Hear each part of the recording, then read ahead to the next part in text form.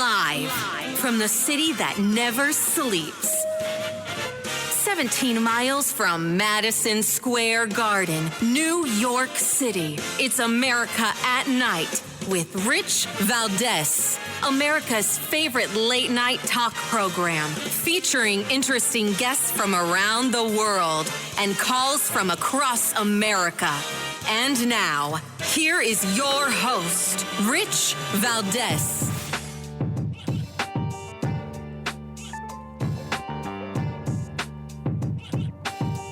Hi there, good evening, and what's up, America? I am Rich Valdez, Valdez with an S, at Rich Valdez on all of the social media.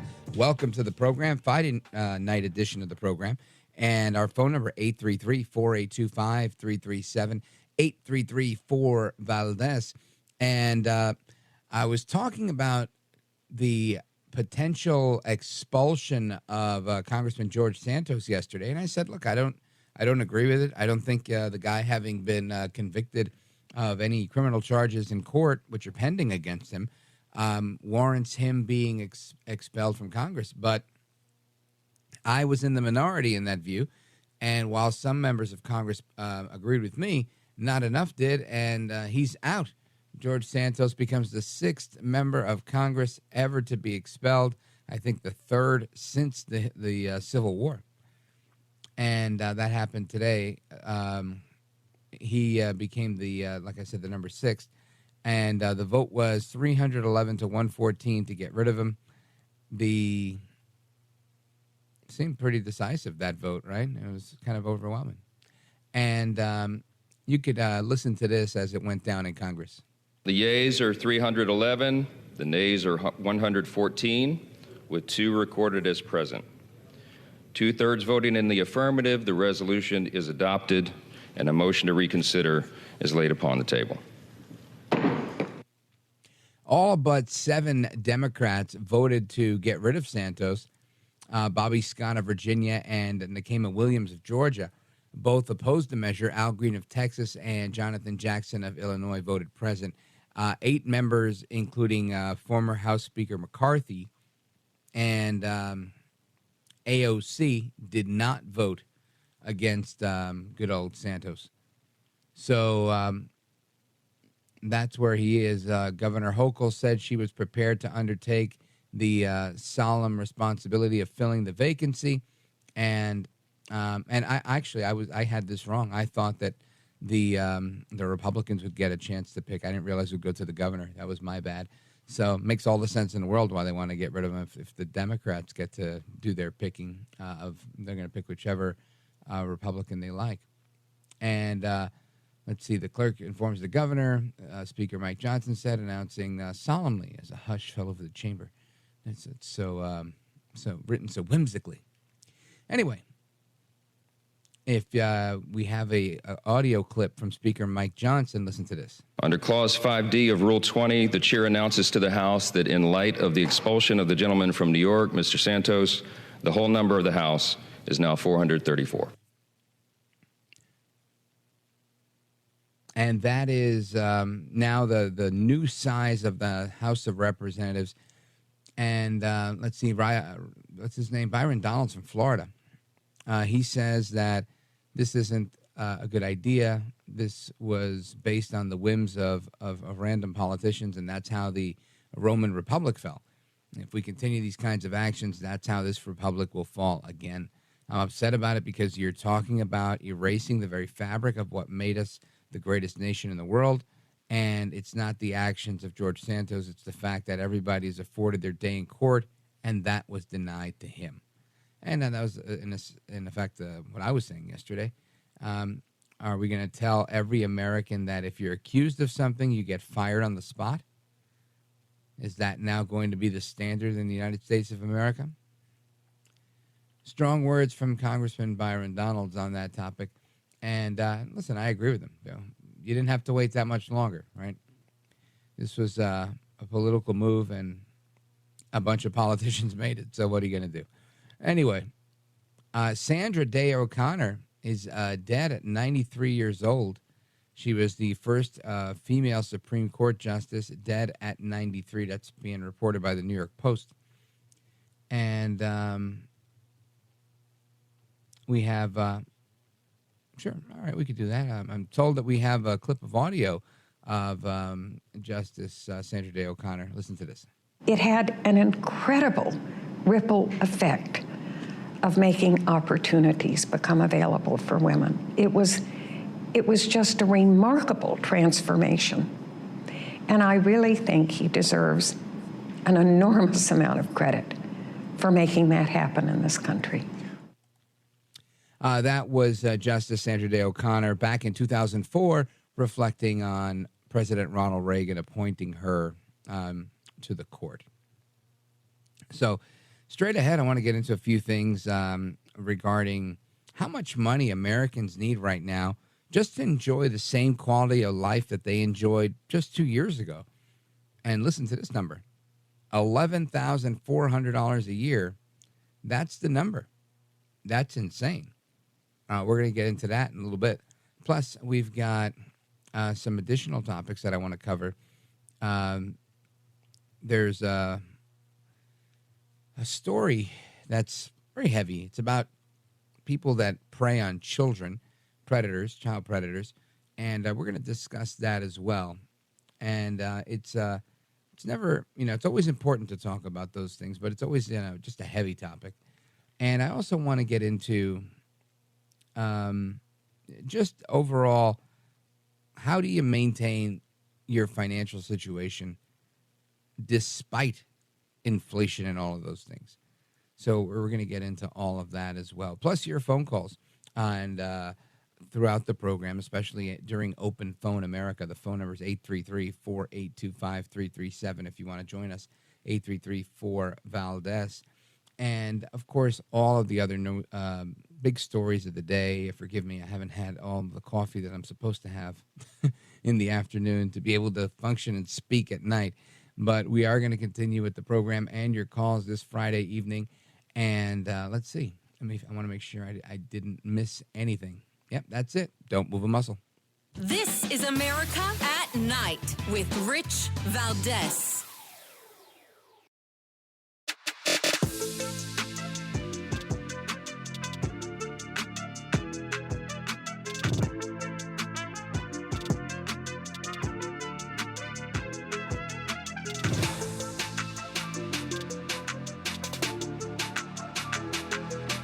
By the way, your ratings are up. Congratulations, somebody. It's always nice to check. I like to see, even if they're friends, I like to see how are they doing. Are people listening, right? That's but right. You're doing great. America at Night with Rich Valdez. Let's talk a little bit about Bidenomics, because I'm happy to take that on right now as well. And I think it's You're a fair a big point. supporter of it. I appreciate you acknowledging 14 million jobs, 10 times more than the last 3 Republican presidents combined. Because he had 815,000 manufacturing the jobs were because of the COVID lockdowns. Are you kidding me? 3.9% unemployment. As he continues to talk over me, I'll talk to the American people. 3.9% unemployment, the lowest black unemployment in American history, the lowest unemployment for Hispanics in American history, the lowest unemployment for women in 70 years, the lowest black poverty rates in history.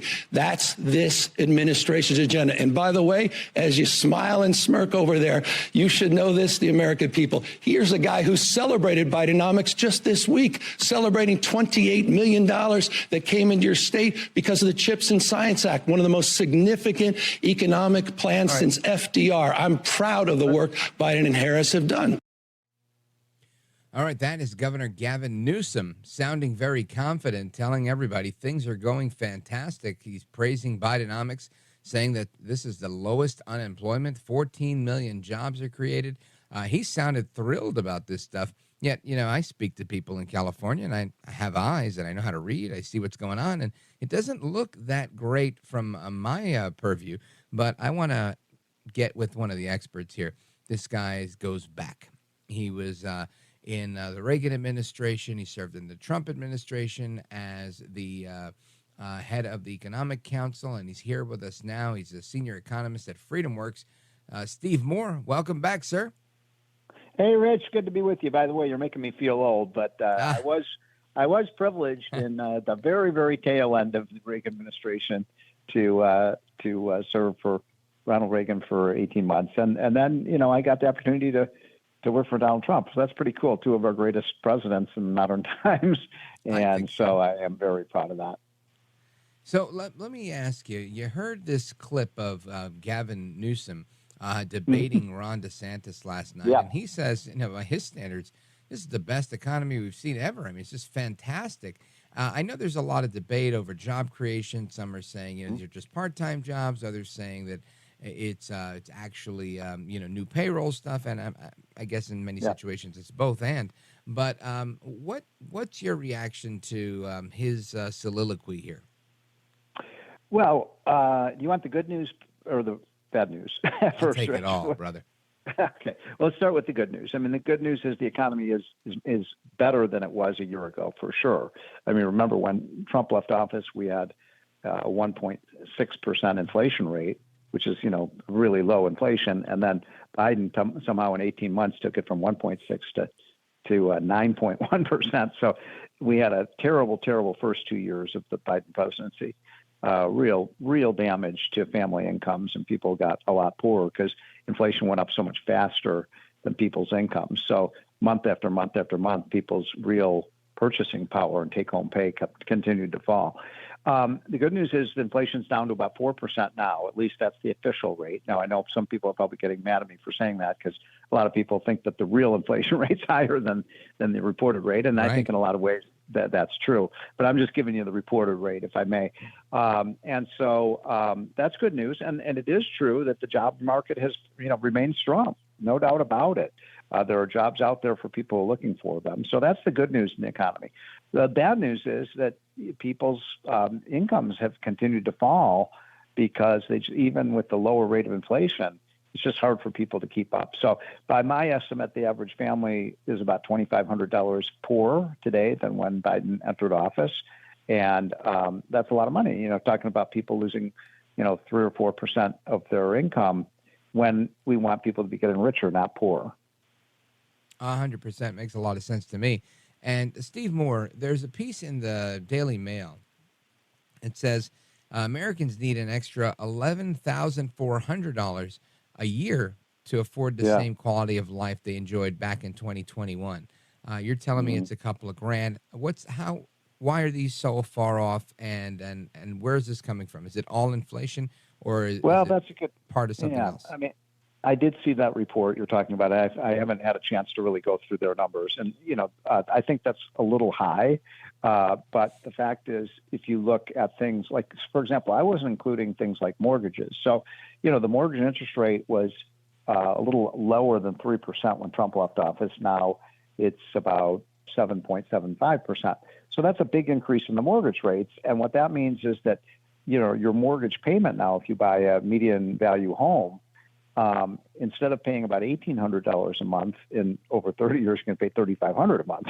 So that's a huge, huge difference. And over a year, you're talking about paying, $15,000 a year more for that mortgage. And that makes it more and more difficult for people to achieve the American dream, which is to own your own home, especially for young people. So I'm here to tell you, I think that the economy is okay right now. It's decent. But I really worry, Rich, and this is something I think most of your listeners will agree with me on, that it's almost like you got termites in your basement, and you're thinking, oh, everything's just fine, And meanwhile, and those termites are this debt. I think the last time I was on your show, just since the last time I was on your show, which wasn't that long ago, that's gone up by another $1 trillion. And, that's crazy. You can't just keep, everyone, right? It's crazy. You can't keep doing that. And American people, this is why 75 to 80% of Americans think the country is going in the wrong direction. We're not stupid. We see what's happening in Washington and how they're destroying our future. Steve Moore, I feel like we have these conversations pretty often, and despite and despite how often we have them, I think as long as you have a situation where folks like Biden and his buddies can get a result like this one, where they can say, look, you know what, we've got a solid job market. Treasury bonds might be soft right now and nobody wants them, but we'll bounce back one way or another. And if we can hold on to what we've got, I think as long as they have a a semi-decent report that they can put out and show some improvement, they're not going to stop spending. This is actually encouraging them to spend more because they feel like they're getting it right. Well, that's right. But I guess what I'm saying to you, Rich, is that I think Americans are onto them. I mean, I think we get it. And that's why the Biden people are so perplexed that, gee, the economy's so good. Why are people, rating it so poorly? Why are people thinking that the future is going to be worse than it is today? And I bet that's the way most people are thinking right now. And that's because of two things: the massive national debt that I just mentioned, right? But I don't know, Rich, if you look at some of this, the family debt and the credit card debt, it's unbelievable. I mean, people are trying to maintain their current living standard under Biden, by just going and borrowing more money. I saw a report, not just the $1 trillion of credit card debt, people are now digging into their 401k plans early, taking their money out of their retirement account so they can spend money. Well, that's a terrible thing to do financially because you're going to pay a big penalty if you do that. Plus, you put the future at risk. Yep. Ultimately, putting yourself in a bad spot. Folks, we're on with Steve Moore. He is a former part of President Reagan's economic team and President Trump's economic team. And you know him from FreedomWorks and the Committee to Unleash Prosperity. And he's here with us now. If you have a question or you'd like to join the conversation, the phone number is 833-482-5337, 833-4-VALDEZ. And we briefly discussed this figure that's in the UK Daily Mail that Americans need an extra $11,500 nearly to match the same quality of life they had 2 years ago in 2021. But I also want to talk about what's going on with work, where there's a Yahoo Finance report that's out that says that 50% of Americans now have a side hustle, even if they earn over $100K a year. So I want to get into that as well. But when we come back from the break, Steve Moore, before we go, let everybody know, because there's only a couple seconds left in the segment. Let everybody know how they could find you and how they could sign up for that cool newsletter you've got. Oh, thank you, Rich. Well, so we put out something every morning called the Prosperity Hotline. And it is, there's no inflation here, Rich, because it's free. I'm not selling anybody anything. I got something. I just want people to be informed and knowledgeable. And, we talk about the economy a little bit. And by the way, you can read it. You read it, Rich, I know, and I do. I'm so flattered that you do. But you can read it in 5 minutes every morning. Sometimes just a chart or, some data points. And so if people want to get it, just go to committeetounleashprosperity.com and sign up, and we'll send it to you for free 5 mornings a week. And I'll tell you, folks, he's not kidding. I do check it out. There's a lot of really good show prep. There's all sorts of economic data on there. If you want to know what's happening in the world of the economy, in the world of finance, you get a really good sense of what's going on with just a lot of information and a lot of supporting articles that and graphs, like he said, where you can really get a snapshot of what's going on. And it's all kind of one-stop shop.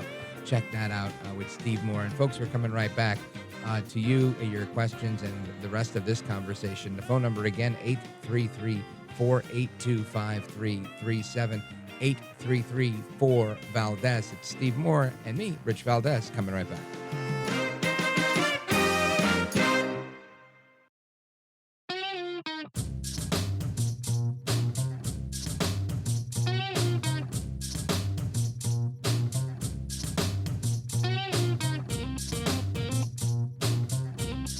America at Night with Rich Valdez. All right, America, welcome back. It's Rich Valdez. Our guest is Steve Moore. You know him from his days as the advisor for the Economic Council to President Trump, as well as work he's done throughout as an economist at FreedomWorks and the Committee to Unleash Prosperity. And I love talking to Steve Moore because he always has a handle on what's going on. But there's a report in Yahoo Finance that I wanted to bounce off of him. Listen to this. Side gigs for 2023 are up 50%, or at least 50% of Americans have these side hustles. including people that are earning over 100K. And according to Yahoo Finance, Americans are doubling up on this because 38% of people said they have at least one side hustle, and an equal amount noted that they have more than one side hustle. Bloomberg is reporting that due to record high inflation, the dwindling of the pandemic era savings and tax credits, so many workers now just need the extra money to make ends meet. And I guess this is, kind of reinforcing the notion that, yeah, there's a whole lot of jobs available. It looks like a lot of people are getting these jobs. Steve Moore. Yeah, so I'm not familiar with that particular report that you're mentioning, but it's very consistent with what I've been seeing in the data. There's an old joke about, this goes back, 40, 50 years where, oh, look at all the jobs. There's so many jobs out there. And the other guy says, yeah, I have 3 of them.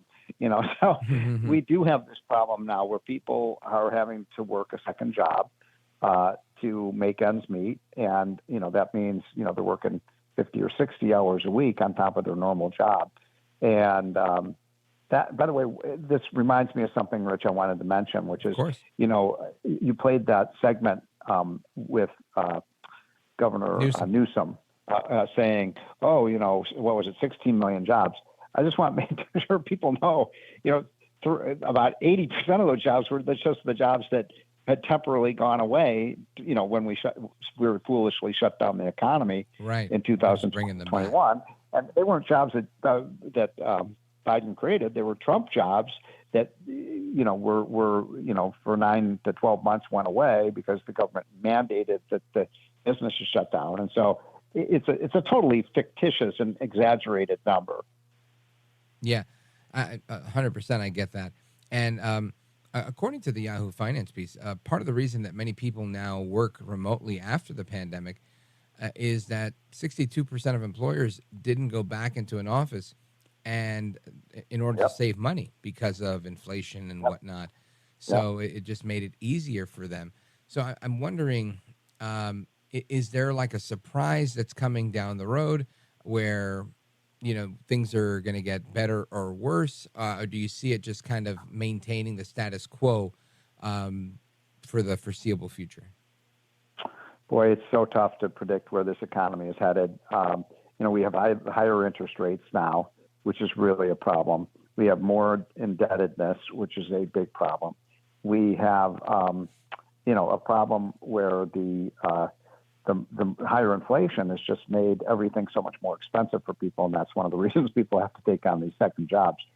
So, but remember, at the beginning of 2023, this year, a lot of economists said, "Oh, we're going to have a recession," and we didn't. So I never would bet against the animal spirits of the economy, and we have great. Look, you cut me, and I bleed red, white, and blue. We have the best economy. We have the best workers. We have the best businesses. We're industrious people. Even when the government throws everything they have at us, we find a way to soldier through. And so, we're facing this new future that is going to be very exciting in my opinion, with artificial intelligence and robotics and new therapies for everything from cancer to heart disease to multiple sclerosis. I mean, so it's going. I do believe in the future. I just wish we get our house in order. You can't keep borrowing $1 trillion, $2 trillion year after year, or you're going to go right to the poorhouse. Well, and I think this is an issue that, again, we try to beat the drum as much as we can. I think you do as well, and you've spent an entire career doing it. I just feel like the more there are people out there saying, look, we've got to work on our national debt, we've got to stop spending like crazies, people just look at you funny, kind of like, saying you're Catholic or an evangelical Christian. They're like, oh, really? People still do that? I feel like it's just the weirdest thing ever to say that you don't want to spend money. It's crazy. There's this new drug that's very popular right now, for weight loss. I forget the name of it, but it's become a blockbuster drug. Yeah, and so maybe we need that, like for Washington, stop spending so much money. Wouldn't it be wonderful if we could have a drug to stop the overspending? Just like there's a new drug for stopping people's overeating. I mean, but it's not that simple. And by the way, I want to remind your listeners, I'm not blaming this on Democrats because, frankly, it's Democrats and Republicans. Politicians love to spend money. Yeah, a bipartisan spending problem that we have. And I look at this and I just think, every now and again you get a couple of people that come in singing the right song, saying things like they want a smaller government and they want spending cuts and they want to have an actual budget that gets passed. But, all you got to do is go to sleep and wake up in the morning and then see that, no, that was just that one guy. The rest of them get together and they kind of collude to make sure they continue to do whatever the heck they want. Right. And right. It's a disheartening experience. I don't know how you do it, going back a couple of administrations. And I think I would lose it and be like, that's it. I'm becoming a chef. Forget this. Because it's just, I don't know. I feel like it just trends in the wrong direction. What say you? Well, I say that it wouldn't be that hard to cut, some of it. We need to start taking a real chainsaw out of the budget. And, there's a $400 billion green energy. By the way, I said $400 billion, not $400 million. Mm-hmm. Sometimes we lose track of the zeros. There's so many. But $400 billion in a green energy slush fund. Okay, we don't need that. Get rid of that. How about the $250 billion, folks, not million, that was stolen in COVID relief money? Did you know that, Rich? $250 billion. Huge amount, yeah. In food stamps program, and the PPP program, and the rental assistance program, and unemployment program. And by the way, a lot of the people who got the money don't even live in the United States. Right. How crazy is this? And we've never done anything. Kind of say, oh, yeah, we spent a lot of money. You're going to have some fraud. Come on, $250 billion of fraud? Many of these programs have 20% fraud rates. So why don't we find out who these people are and put them in jail and get the money back? Well, I think that's the right question. What do you think the answer to that is? I don't think there is a good answer. I really don't. I testified before Congress about a month ago about this, and the Democrats kind of just shrugged their shoulders and said, we're never going to, well, they believe in this idea of, have you ever heard of modern monetary theory? Yeah, that's the Keynesian stuff. Yeah, it's basically the idea that the government can just keep borrowing and borrowing as much as it wants to. And since we're the richest country, and isn't that a crazy idea? And these guys actually believe it. Insanity. I think it's insane. Well, Steve Moore, I want to take a pause right here, but I want to come back and just get your thoughts on the global aspect of it, because I think that there was a lot of movement in Argentina that kind of, I don't know if it's a flash in the pan or not, but I want to get your thoughts on it. Folks, we're coming right back with Steve Moore. The phone number is 833-482-5337, 833-4-VALDEZ. This is America at Night with Rich Valdez.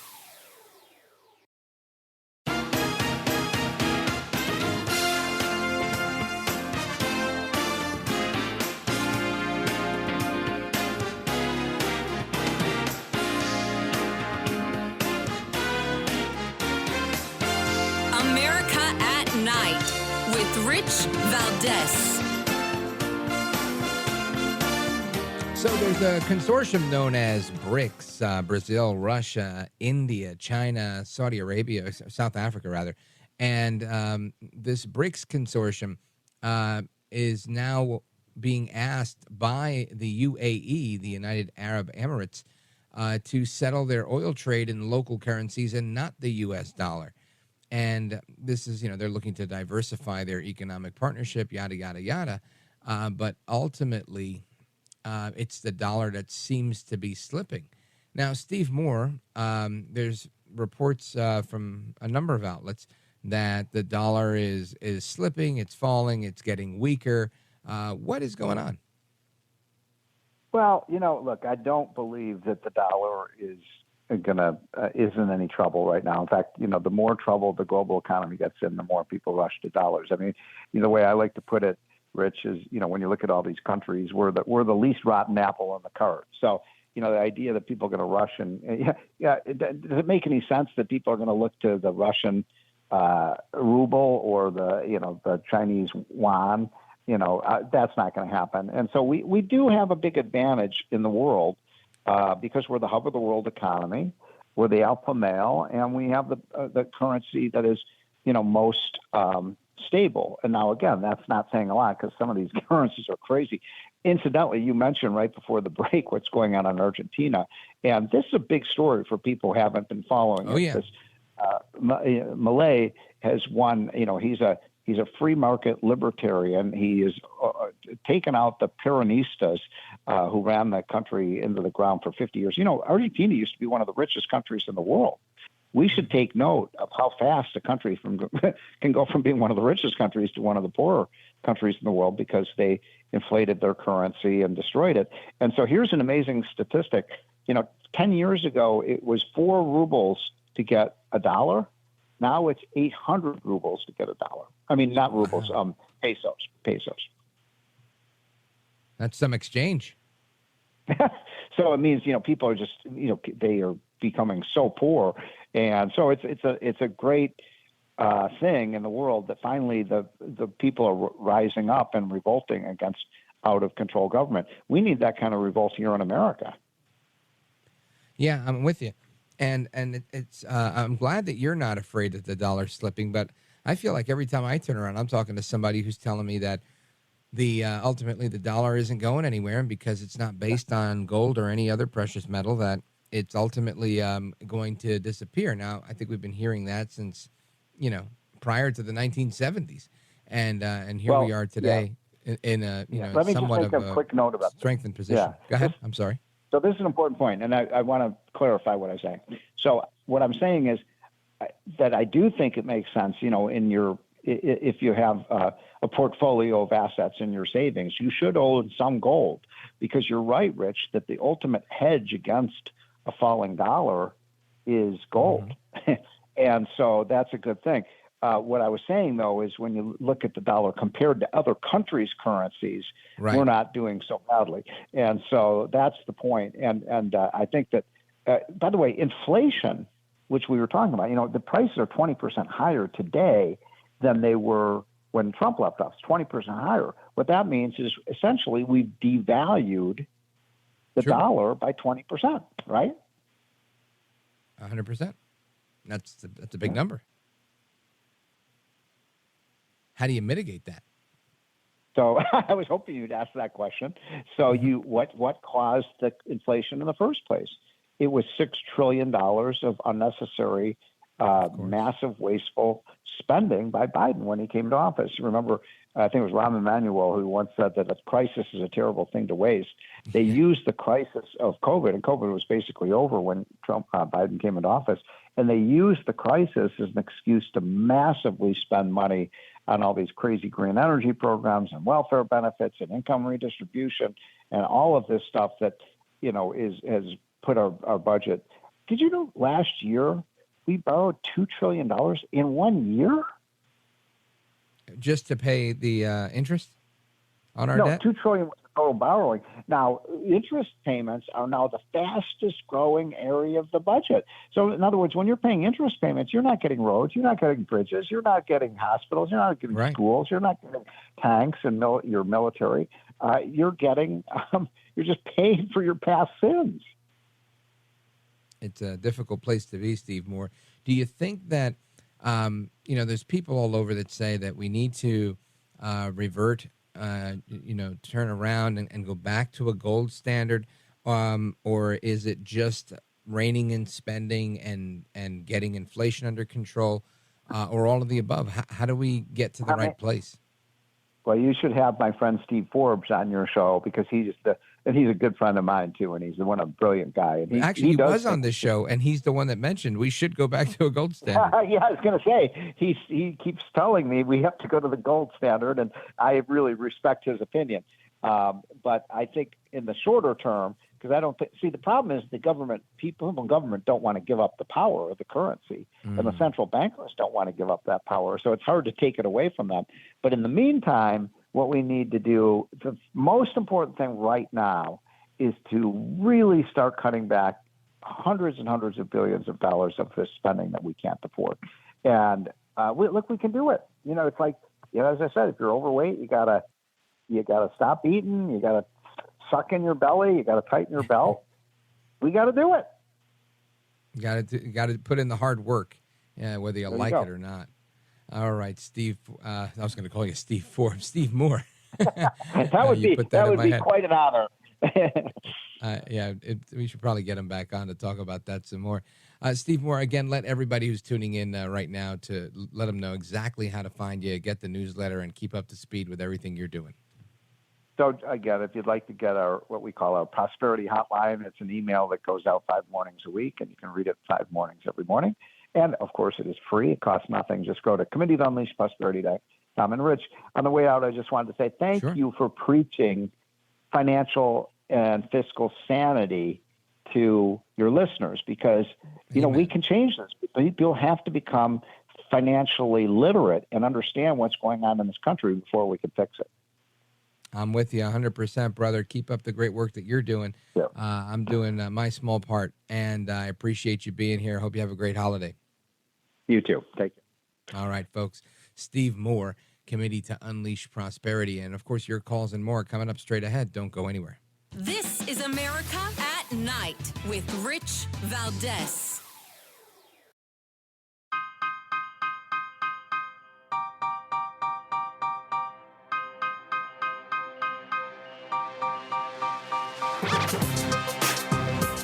This is America at Night with Rich Valdez. All right, America, welcome back. And as we talk about the state of the economy in our country, there's so many things that are costing us money across the country.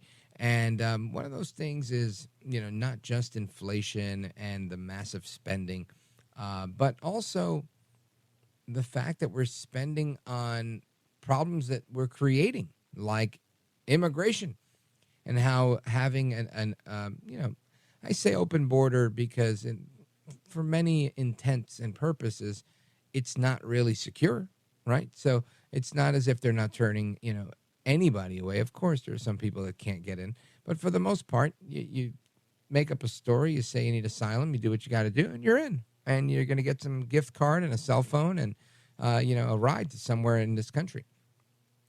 And that is something we've never seen before, but is all too commonplace.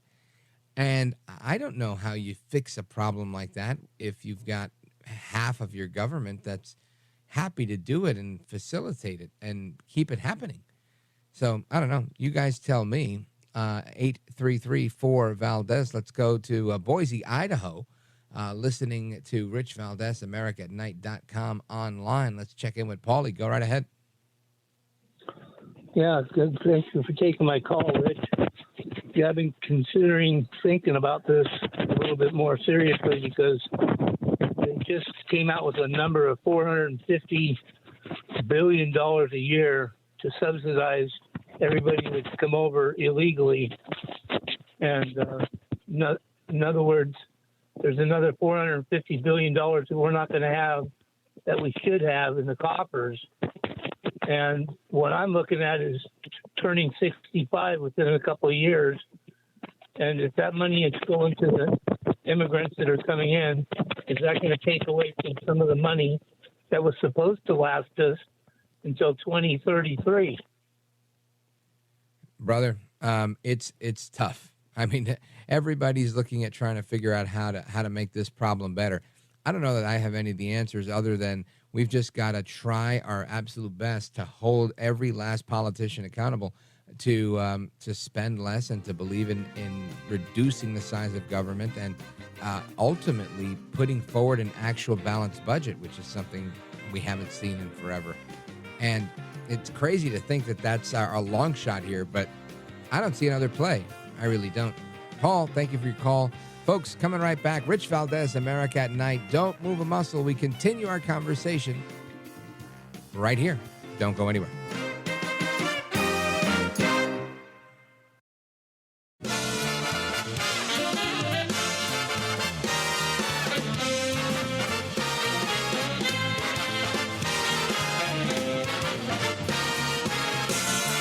Live from the city that never sleeps. 17 miles from Madison Square Garden, New York City. It's America at Night with Rich Valdez, America's favorite late night talk program, featuring interesting guests from around the world and calls from across America. And now, here is your host, Rich Valdez. Hi there, good evening, and what's up, America? I am Rich Valdez, Valdez with an S, at Rich Valdez on all of the social media. Welcome to the Friday night edition of the program. Our phone number is 833-482-5337, 833-4-VALDEZ if you want to join the show. And earlier we talked about George Santos, the congressman from New York, being expelled from the United States House of Representatives despite not having been found guilty. They just went with the findings of an ethics probe and the hearsay they've had thus far, and they said, that's it, you're out. Now New York Governor Kathy Hochul will be appointing his successor. Jussie Smollett is likely heading back to jail as an appeals court upheld his original conviction, and that was interesting. You might remember him from the hit TV show Power, where he said that he had gone to buy a hero sandwich in the morning, very early morning, 3, 4, 5 o'clock a.m., and he was attacked by two guys in MAGA hats screaming, "This is Trump country," and putting a noose on his head and pouring bleach on him. And it turned out that the two men, the white men that he said they were turned out to be two African men, bodybuilding brothers who were actors as well, and he hired them to beat him up. And, of course, he had some connections with crooked prosecutors, and voila, he made the whole thing up and got in trouble for it. Big trouble. I remember the police chief, an African-American guy, was saying how they'd wasted so much man-hours trying to, disprove or prove the allegations that he made about these men, and it was completely unfair to the community at large. And he was right. He totally was. But, yeah, Jussie Smollett making headlines again, likely going back to jail. I guess that's good for him. And Hamas has broken the truce, firing rockets at Israel. The IDF responded with airstrikes. There's no more ceasefire in the Middle East. That continues to be going on. And let's see, there's a couple other things I want to hear. Of course, former Supreme Court Justice Sandra Day O'Connor has died at 93, coming a day or two right after Henry Kissinger dying. So that's the update on those. Now, there's a couple other stories I want to share with you because, we always like to look at what's going on with the trafficking of children and just in general how there's news on it, but there's never enough news on it, right? Well, WJHG is reporting that there's electronic sniffing dogs now that can help catch child predators. And I think that's pretty interesting. You also got Facebook. They had been recently dragged through the mud saying that they're having a tough time keeping child predators off of Facebook and Instagram. Well, they've decided to respond to that Wall Street Journal story and saying that they're working very hard to do that. And we'll get into a little bit of that as well. The United States Senate passed a bill that is now prosecuting online sexual predators who target children. And let's see, there's a bunch of other stories here that are just really something. Suspect was shot and killed by officers, in Kannapolis during a child predator investigation. And just so many things that are related to the world of child predators. And I wanted to get a handle of it from somebody who kind of immersed himself in this. Shane Cashman's an investigative journalist. You might have seen him on Timcast News, and he's got a piece in Scanner that really details his 2 days in Ohio catching child predators. And I think this is something that we definitely want to hear about. So we've got Shane Cashman with us tonight. Shane Cashman, welcome, sir. Hey, Rich. Thanks for having me. Oh, it's absolutely my pleasure. This is something that I'm glad you're covering so we can discuss it on the air. Because like I said, I think there's always a bunch of stories out there, but not nearly as many as there are on everything else, right? Like George Santos or anything else that's really, packed with frivolity. And this is stuff I think that matters. And I want you to, I guess, kind of paint the picture for us. You're an investigative journalist by trade and whatnot, but how did you end up on this particular beat where you were kind of part of this, embedded to see exactly what went on with these child predators? Right. So I was with a guy named Alex Rosen, who happens to be 23, so much younger than me. I'm 38. And I was shocked that he travels the country from Texas and plans these sting operations as a civilian to capture these men who believe they are going to meet 11 and 12-year-old girls. Wow. They set up decoy accounts, and they send messages, and they kind of the goal is to convict these men because when they confront these men, they basically want them to admit to having child pornography in their possession. And somehow with Alex, the way he does this, he gets them to confess. So I saw his videos, and I was shocked at how busy Alex was. He is out there weeks at a time, sometimes catching multiple guys a day. And the videos are very hard to watch. And I'm a father of 2 young kids, and I think protecting the innocence of our children is tantamount. And when you see how prevalent this is, it kind of makes everything else fall and recede to the recesses of your memory. And this is like the only thing I really care about. And when you're watching these men say these terrible things, it's kind of hard to believe it's true. So, yeah, I hit up Alex and said I'd like to join him, and he invited me out, and we spent a weekend in Ohio. And he had about 5 people lined up, and I confronted with him 3, and 2 of them were arrested. Well, walk us through that, because again, you get up in the morning and you've got your notepad and maybe your cell phone and whatever else you're using to be an investigative journalist. But I'm trying to figure out, for everybody that's listening, what does it look like when you you actually catch these guys in the act, where you set up these decoy accounts and you say, yeah, I'm a 12-year-old kid, girl. And this guy rolls up, and he's older than me, and he's like, yeah, I'm here to see little Sally. And you're like, well, it's me. It's Shane Cashman. Yeah. And I'm here with my guy, Alex, and we're about to kick your butt. I don't know what you say, how it works. Right. Paint the picture for us. Yeah, it's so casual and confident on the evil men's side that it was more alarming than I imagined. So you could tell they're used Alex to it. They've done it before. Yes. Yeah. It's like they'll do it in the daylight, in the middle of the day, and Wow. think they're meeting a little girl. So Alex and his team work with a woman in her mid-20s, and she basically runs the decoy accounts. She happens to have a speech impediment and happens to be petite, and she paints her face like a little whiter so she looks innocent. And she also puts on a COVID mask, which for her helps hide her real age.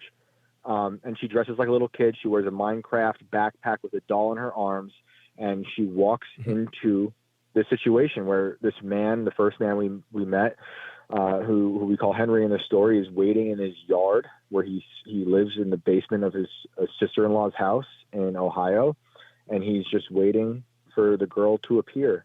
And the decoy appears, and then he holds the doll, and he walks down the sidewalk with her. He believes he's going to this young girl's empty house, which is not far away. This is noon on a Saturday. And the second they walk by us, which is like, she never got that far from us, we all pop out and confront him. And from there, I let Alex do his thing. So I'm right there the whole time listening. I'm recording. I'm taking notes. I'm kind of like, Alex is focused on getting the admission from this evil man. And I'm listening to him while I'm also like just looking at the banality of the street. We're on a normal suburban street. William McKinley's grave is not that far away.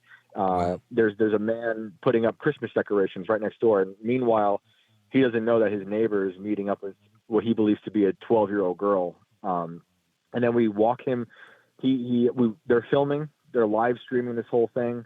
And he starts to walk away. The decoy goes safely in the car. And as he's walking away, Alex kind of stays by his side. We walk into a field, and in that field, we stay for about 2 hours, where Alex questions him about all the messages he sent to the decoy. We have them all printed out. He goes over it. This guy who we confront, Henry, has all these types of excuses. Oh, his nephew stole the phone. It was this, it was that. It was just stupid talk, he calls it. Nothing really was going to happen. But Alex has been doing this for so long now, he kind of knows a lot of them have the same type of loopholes in logic. And after those 2 hours, we get a lot of information out of them. Wow. The thing in Ohio, which makes it tough, is they have to have the child pornography in their possession to be arrested. So unfortunately, with this first guy I'm telling you about, we couldn't get an admission of him having that. so we couldn't call the cops.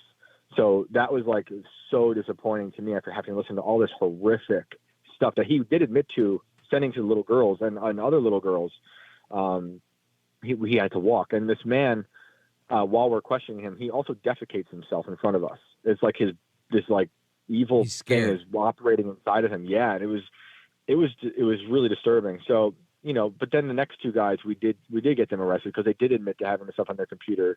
And that was, it was great, but it was shocking to me how prevalent it is, how like we all know how vulnerable children can be on the internet, but it is like these people are at every level. They've infiltrated everything. It's very easy for people to think, oh, it's just, people will joke, it's just priests in a church. It's just the rich people in Hollywood, but it is at every level. It's happening in every neighborhood, and it's extremely prevalent, and we need to be extremely vigilant with what our children are doing when they're online. It could be Roblox, it could be Facebook, it could be Instagram, you name it. All right, Shane Cashman, stand by. We're going to come right back with you and continue to hear about your 2 days in hell with these weirdos. And, folks, if you have any questions, give us a call, 833-482-5337, 833-4-VALDEZ. This is America at Night with Rich Valdez. Call now, 833-4-VALDEZ. That's 833-482-5337. 833-4-VALDEZ. That's Valdez with an S.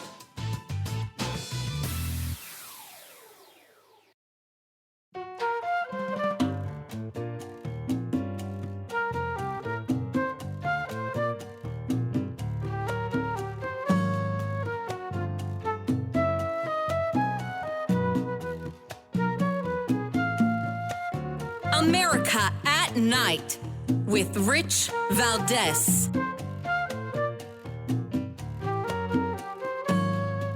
Pulaski County, an online group helped catch a suspected online predator. The deputies arrested 46-year-old Floyd T. Adams at the Cinema 8 movie theater in Somerset back on December 18th. Members of the online group known as Predator Poachers told deputies that Adams thought he was meeting an 11-year-old girl at the movies. Adams is now charged with procuring or promoting the use of a minor. His case will now go to a grand jury. WIMT's Zach Hawk is in Pulaski County working on this story, and we'll have much more tonight at 11. And that's a report from 2021 of predator poachers out there doing what they do best.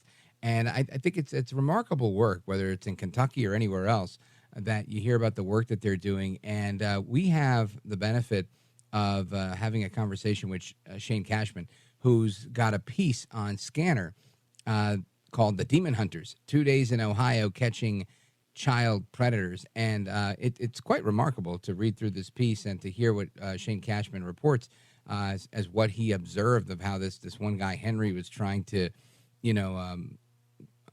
who knows, hook up, kidnap, Lord knows what's going on with these people in their minds, that they're, grown men in their 50s that are trying to engage with 11 and 12-year-old girls.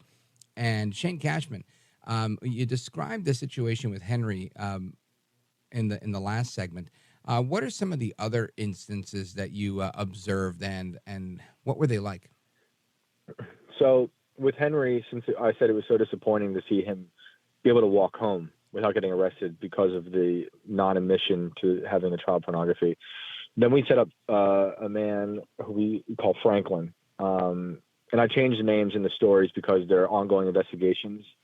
So that was the reason why I keep referring to him as what we call him in the story. So Franklin is a gentleman who's married, and he's a father of two.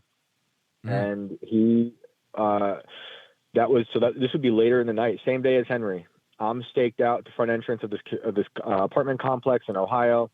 He is under the impression that he is meeting a 12-year-old girl who he has been talking to on Facebook for, I think, a month or two. And Alex and his team had set up just a random address at this complex. So I'm waiting at the entrance to alert Alex and his team when I see who I believe to be the person. We had a vague idea of what car he might have, but we really didn't know. So I'm looking for, someone who looks like the profile picture that we have, that we printed out from Facebook. Eventually, we see him. We get the decoy in place. This man walks towards the vestibule where he thinks he's going to now enter this apartment with a 12-year-old girl. We confront, and this man rather quickly admits to having first seen this horrible material online that he claims to have gotten through Facebook. And then through there, we learn that he's got stuff that might have children as young as 6. And it's just, wow. It's really hard to hear them talk so casually. So he's got the child porn on his phone? He didn't have it on his phone. He told us it was on his computer. And that's at home, which is 25 minutes away, across, of all things, Route 666. I can't even make that up. Wow. But, yeah. So it's on his computer. And what Alex does, and I think he does well, is he kind of, and it's also sickening, I have to say, but he plays this good cop thing where he's like, I'm going to get on their side and make them think I can get them help. And then put the blame on a third party, like the internet messed with their brain. Now, he doesn't believe that, but he knows after doing this for so long. But it gets him talking. Exactly. Gets him talking, and they spill the beans. And then what Alex says, he goes, well, I'll help you delete that off your computer so we don't get you in trouble. Maybe we'll get you help. So the guy invites us to his house. So we drive 25 minutes to this guy's house. On the way to his house, this man picks up his wife from work. And we're like, it's absurd. It's absurd. And we pull up to the guy's house. And he knows that you guys are there busting him because he's a pedophile. Yes. Wow. Yeah. Yeah. It's crazy. And this is, again, a father of 2 adult children, married man, has a nice house in a nice neighborhood, right by a fire station, right by a playground. There's children's toys in many of the yards near this guy's house. And now he's admitted to us to having all this insane stuff on his computer, which the computer is sitting in the middle of the house. His wife uses a computer. He plays bingo on that computer all the time. He sits there chain smoking and drinking beer, and he has a folder on the desktop with all of the material. So he admitted to having 40 to 50 pieces of this stuff. Turns out it was like hundreds. Wow. And so once he admits to having the stuff, Alex Shane Cashman, we're down to just about 45 seconds, so wrap it up as quick as you can. Yeah, so once they get the admission, we call the cops. This is the same thing that happened the next morning, where we get one piece of criticism the story gets and Alex gets is that it's a lot of older people who are just dumb, but it's everybody. It's young, rich, old, poor, great jobs. The next guy the next day was a firearms instructor and a fireman who was 23 years old. Yeah, How do crazy. people find you if they want to continue to learn more about what you're doing, Shane Cashman? Yeah, I'm at Shane Cashman on Twitter and on Instagram, and you can follow me at SCNR.com. Folks, give him a follow. Check him out at Shane Cashman. Brother, you're a gentleman, a scholar, and a patriot. Keep up the great work. Don't stop. Folks, we're coming right back with the rest of your calls and more straight ahead. 833-482-5337, 833-4-VALDEZ.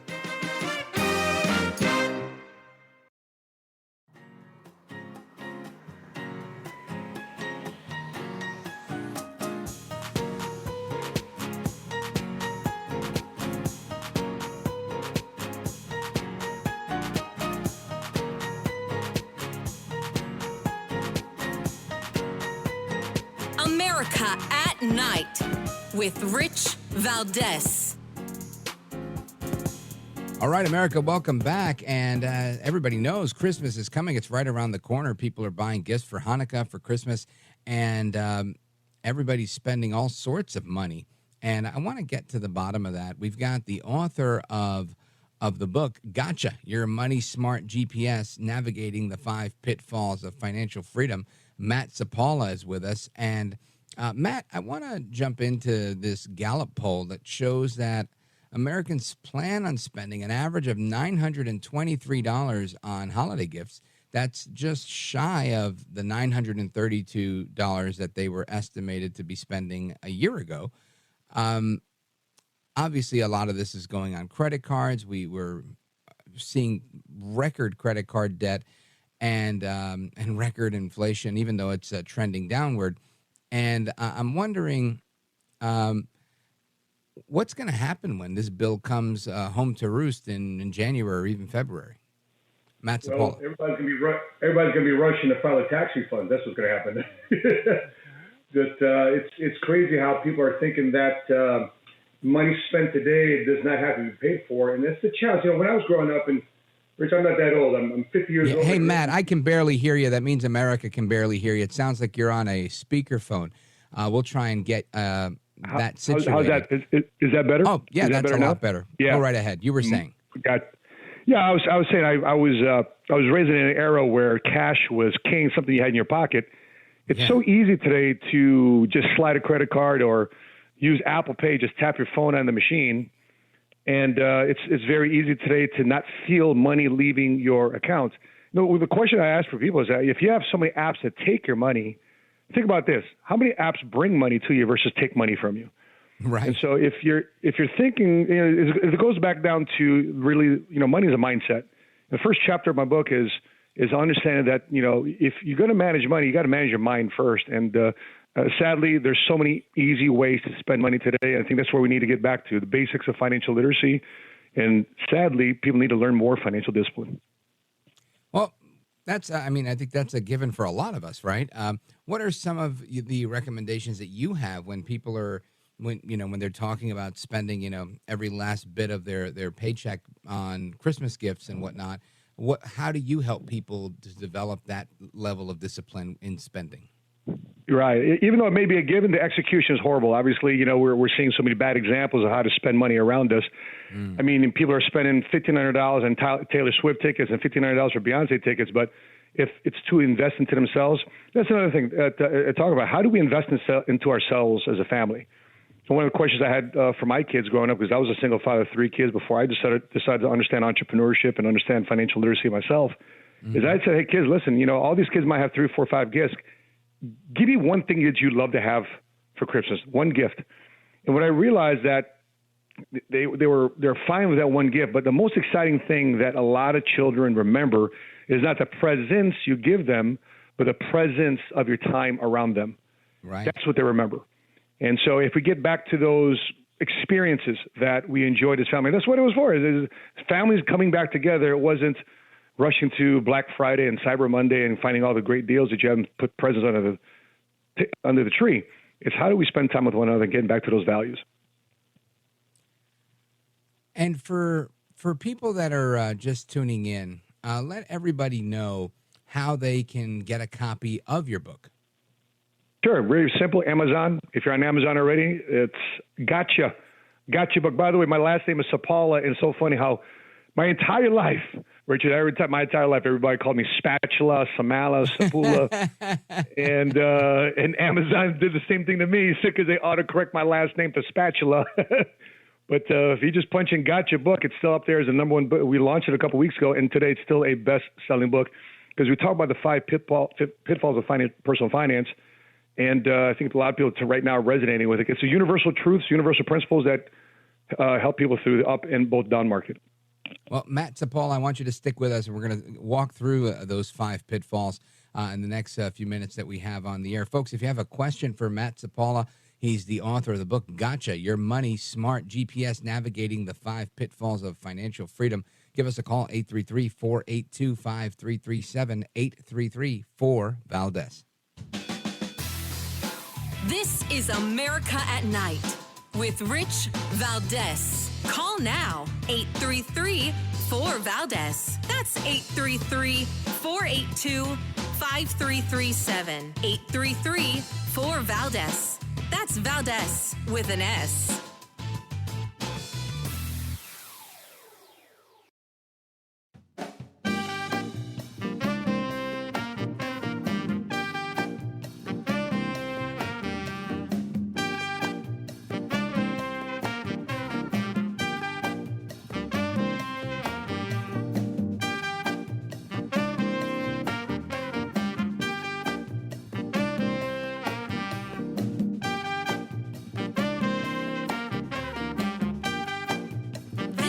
America, this is Night. This is Rich Valdez. All right, America, welcome back. Familia, we're having a discussion with Matt Sapaula. He is the author of the best-selling book, Gotcha, Your Money Smart GPS Navigating the 5 Pitfalls of Financial Freedom. And Matt Sapaula, you talked a little bit about some of the strategies that you offer people with the work that you do. But I'd like you to walk us through these 5 pitfalls quickly, because there isn't a ton of time, but explaining each of them so that people can really get a sense of what they can get out of the book. I was just in New York a couple of weeks ago. We had a conversation there with a gentleman who's a minority owner of the Yankees, and he was mentioning to me that in his retirement, he was probably working. So I started to reframe the word retirement, because that's a more modern word. It's been around since 1935 when FDR created the Social Security system. Mm-hmm. But the word retirement really is a modern word. So it's really financial freedom that we're looking for. And so step number 1, if you want to retire and make sure you're financially free, you got to find out what that lump sum of money is to have tucked away. And once you have that money tucked away, to get there, to find the waypoints, and the 5 steps to get there is, number 1, you have to avoid losses. So no matter what you got going on, you have to avoid losses. Everybody right now is talking about the return of the S&P 500 this year. But let's remind ourselves that last year in 2022, we lost 20%. We're up 21% this year, but if you have a 2-year return, 2 years just went by, and we're still negative 8.94% in the last 2 years. So if you can plan for your financial future and avoid losses, you'd be much further ahead than somebody that didn't plan to not lose money. And by the way, there are financial strategies out there that you can find ways to not lose money. Number 2 is healthcare.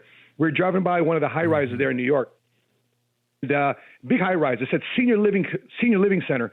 So if you're retired, I grew up in a Filipino community where abuela or Lola would stay with you. She'd go from house to house and she'd stay with us. But the reality is that we're going to find places for ourselves and our grandparents to live. And if grandma needs medical care, and we're all raising our own family and we have our own job, we've got our own business, we might be able to take care of grandma and grandpa the same way we would if we were at home. And that's why those senior living centers are so important today. And just to stay in those senior living centers, right there in New York, I saw right there in Manhattan, $11,000 a month. People often think that when I'm retired, I'm going to be living on less money than when I was working. That is a big negative. You're going to be actually needing more money when you're retired than when you were living, because you got to forecast it too, Rich. 30 years from now, 40 years from now, you're going to be retired. Imagine running out of money when you're 80. Imagine running out of money when you're 90 because things just cost more money. And the other 2 ones is, so loss is healthcare. Third one is taxation. Well, we're very upset where money is going in tax. We're not happy with money in taxes. So why don't you find ways to redirect the money? Rich people find ways to minimize and or eliminate taxes legally and ethically, and that's what we need to do in terms of financial education in a multicultural middle class, is how to minimize or eliminate taxation. Well, let's talk about that a little bit, Matt. Let's slow down and unpack that one, because I think a lot of people are going to want to know about that, and we might have some callers that are interested in that as well. 833-482-5337 is the phone number. We're going to come right back with Matt Sapaula to discuss this particular one of the 5 pitfalls of financial freedom from his book, so don't go anywhere. This is America at Night with Rich Valdez. Call now, 833-4VALDEZ. That's 833-482-5337. 833-4VALDEZ. That's Valdez with an S.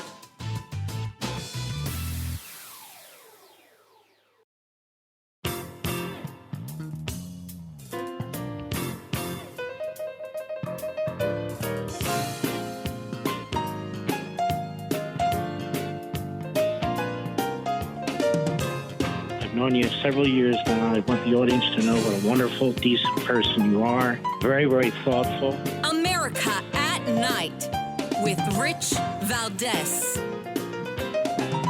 All right, amigos, welcome back, familia. We're having a discussion on financial freedom with the author of Gotcha. And Matt Sapaula has been telling us about the importance of being present with your family. But in addition to that, we've talked about identifying how much that number is to get to financial freedom, as well as managing your taxes effectively. And I wanted to pause on that one because I know that's one that affects a lot of people. And Rose is in Morehead City, North Carolina on WTKF, and she has a question for Matt Sapaula. Rose, go right ahead. Yes, Mr. Sapaula, thank you for taking my call. I take care of 8 people in my family, 3 of them on Social Security, 2 of them younger people, SSI. I have to maintain everybody and remind them that when we have a budget, they have to stick to it. Well, the only outlier is my sister asked my mother to put the house in her name in 79 as a life trust. She had some sort of medical crisis. She thought she wasn't going to live much longer. I was in the military. Now she wants her name removed so that she can do repairs to her home. My sister's never lived in the house. My sister's never paid taxes on that house. How do I keep my mother in her home? Thank you, Rose. Matt Sapaula? Rose, by the way, that's my mother's name. And thank you for her service. I myself served 8 years in the Marine Corps, too, as well. So I appreciate what you continue to do for your family and your community. My first recommendation is to sit down with somebody that can articulate the tax laws for you. It's more than we can talk to right now on this radio show, but the first thing you want to talk to is either an accountant, an enrolled agent, a CPA that can teach you the nuances. Here's our website that, if I can refer you to, is called AARP, because AARP are articles where you can see how many different tax breaks potentially be available for family caregivers like yourself. I know there's caregiver credits that's available to you. There's steps to you claiming your elderly parents as dependents, but then again, there's some income limitations that your mom has to be under. But in order to qualify for certain credits, your sister will have to be a resident of the home if she's trying to claim that home. If she's not been, then she can't claim that that's a resident of the home. There's no documentation. Her address, bills, utility bills, credit cards, etc., will show residential residency in that home in order to qualify for those things that she's trying to attempt to do. But I can't give you that legal information or tax information for just limited information I have right now. But you find yourself somebody that can navigate these things locally to you. You're not a outlier in terms of this situation. This situation is happening more and more to families across America. But again, family caregiver credit, home caregiver credits are available to you. And again, I refer you to the website AARP.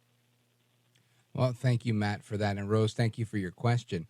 And Matt, we have some time to unpack this. And the book seems fantastic. Let everybody know again where they can get a copy of the book.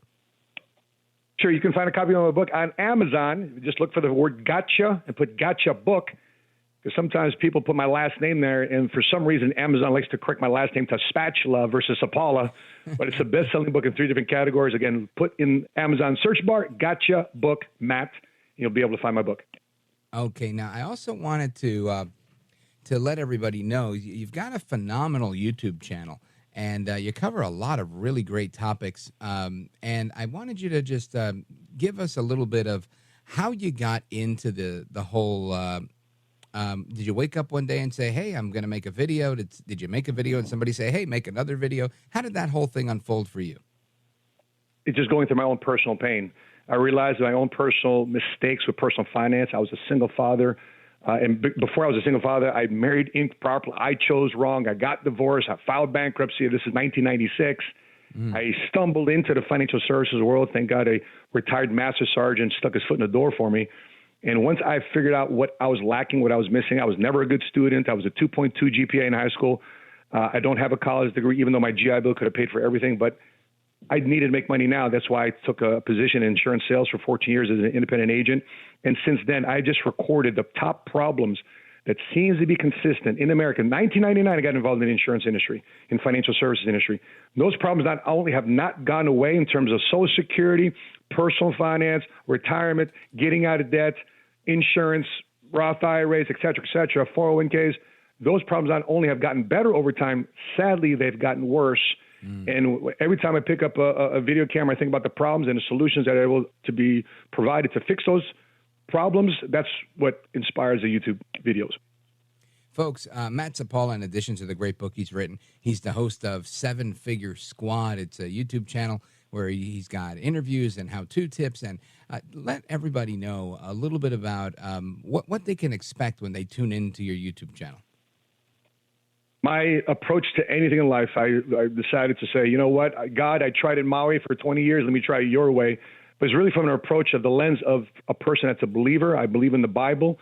I have a faith, and I'm not trying to shove any religion down anybody's throat. But I open up the book of the Bible, open up the book of Proverbs and Ecclesiastes, because they're written by the richest and wisest king who ever lived. And those, what I call that, Rich, the original mean tweets. because they really showed you financial discipline, wealth, prosperity. And I know you went to, I think you're a Pentecostal too, aren't you? Yes, sir. And yeah, so my pastor in Chicago. Pentecostal church. Amen to that. I grew up the same way too in Chicago when I got out of the military. Pastor Wilfredo de Jesus is known as the mayor of Humboldt Park, Chicago. And I started understanding the Bible from not necessarily from a faith-based perspective, although that was the basis of it, but really resonated me in the church was picking up books in Proverbs about how the good Lord and God sees money and how it could be a tool for us to do a lot of great things. Wow. Well, very inspiring. Really, really is. And I see a bunch of clips here. Which one of these is your favorite? If somebody's going to check out your YouTube channel, what do you recommend? Where should they start? Well, I started talking about faith and finance, and the one that really went viral was how the Bible helped me become a millionaire. And millionaire is not what the Bible's trying to preach, but the basis of it was once I understood how money worked for me and how God wanted me to use money, not only did it unlock a lot of doors that I didn't have the courage to open up myself, it also closed a lot of doors that I didn't have the courage to close by myself. And so once I realized that money has a purpose, my life has a purpose, my career, my family has a purpose, that's my favorite video, in addition to many other conversations I have with other people. And interesting thing about this too, Rich, even though people don't follow the Bible, I found people in Wall Street, I found people in Main Street, they're following biblical principles, regardless of what religion you were. Right. They're following these biblical principles, and their life was being blessed. And so I said, what is the common denominator about how this all works? It wasn't necessarily a religion, but these godly values and principles about money and wealth and prosperity and living and loving your neighbor and being kind and forgiving and having grace and mercy, all those different things just start all compounding for me. And that's really the culmination here there of my YouTube channel, how money can be used as a tool to live well, to prosper, and to bless others. Outstanding. Well, Matt Sapaula, I want to thank you for being with us. And, it's funny, when I was in my 20s, I had a colleague I worked at a mortgage bank for less than a year. And this guy was probably my age now. He was probably mid-40s. And I remember he was always telling me, he was like, listen, now that you're young, you should get yourself a couple of, rental properties. He said, I did it when I was in my 20s. I got one, then I got another. And he said, let me tell you, I'm doing really well with those now. And I said, oh, that's pretty cool. And he said, another thing you should do, he said, you should donate 10% of whatever you make. And he said, do whatever you want to do. Give it to the church. Give it wherever. And I was like, did you learn that in church? And he's like, no, I don't need, I'm an atheist. Wow. And I just thought to myself, it's exactly what you were saying, how there are people practicing these biblical principles like tithing and whatnot, and not even aware of it. Yeah, exactly. And what a blessing that is. And that is really an expression of faith. When you give, it's saying, listen, I trust, and when this guy might say, I trust me and my methods of making money, I'll make it back. But this, for me, when I gave money, especially during this time of the year and throughout not only the money, but also time and resources, but I see my expression of faith getting closer to my God, because that's basically saying, I trust you more. I don't trust me more, I trust you more. Amen to that. Matt Sapaula, thanks for being with us. He's the author of Your Money, Smart GPS, Navigating the 5 Pitfalls of Financial Freedom. Check out his book, his website, moneysmartguy.com, and definitely check out the YouTube channel. Matt, thank you, brother. Have a great holiday. Godspeed. Godspeed as well, too, brother. Thanks for having me on. You bet. Folks, we're coming right back. Open Phone America with me, Rich Valdez. Don't go anywhere.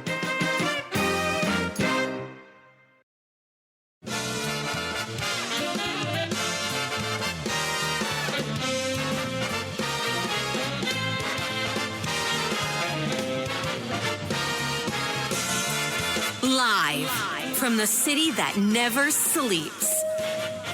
17 miles from Madison Square Garden, New York City. It's America at Night with Rich Valdez, America's favorite late-night talk program, featuring interesting guests from around the world and calls from across America.